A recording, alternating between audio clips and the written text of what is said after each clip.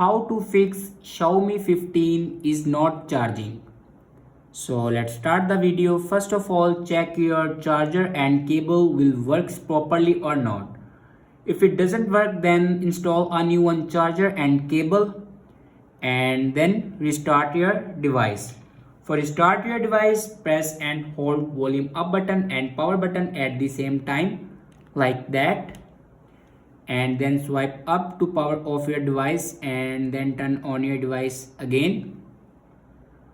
After the device again, then open settings and click on about phone and then click on Xiaomi Hyper OS, and now here you can check your updates. If it doesn't update to latest version, then update it to latest version.